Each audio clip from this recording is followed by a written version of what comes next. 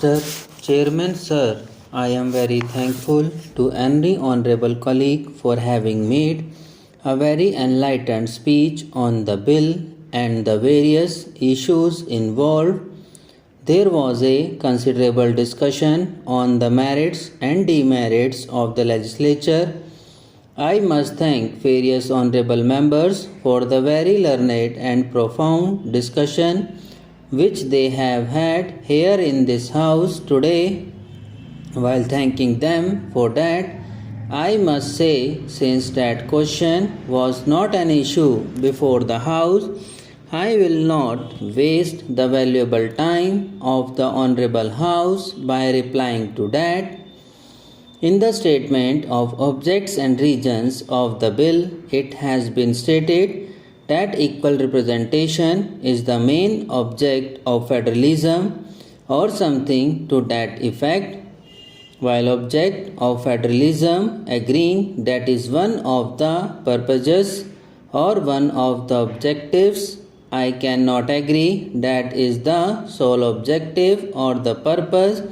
Considerable discussion has taken place amongst the constitutional pundits, essays have been written, books have been written about this question. While conceding to what my honorable friend has said that it is one of the purposes, the modern trend seems to be as one of the constitutional writers has said that it is not the equality of the states that is the main purpose, but what it calls it is the essence of statehood that is the main purpose. What is meant by that statement is that in view of the diversity in a state, the various interests in a state, the various sections of people which constitute a state, it is the representation of some total of the essence of statehood that is represented in the upper house. I think there is much to be said on that. Sir, I was going through the discussion that took place in the Constituent Assembly. Nobody referred to this aspect of the matter because it seems there was a consensus that the second aspect of the problem, as discussed by constitutional writers, it is the essence of statehood, namely representation of the various interests, diverse people, diverse cultural and other aspects, which is the purpose of the representation in the upper house. As a result, except one honorable member, nobody mentioned even the question of equal representation of states.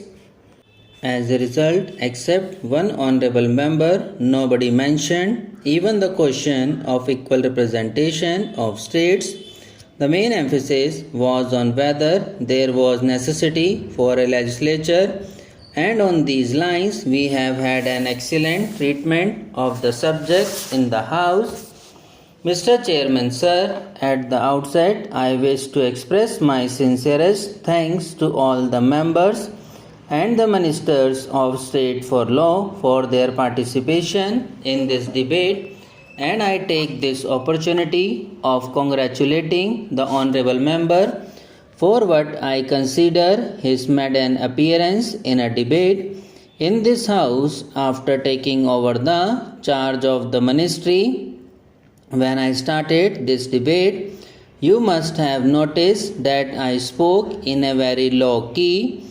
I spoke in a low key because I was apprehensive that as my amendments are to curtail the number of members of some states, passions may be roused, and if passion is roused, the purpose of the discussion would be lost.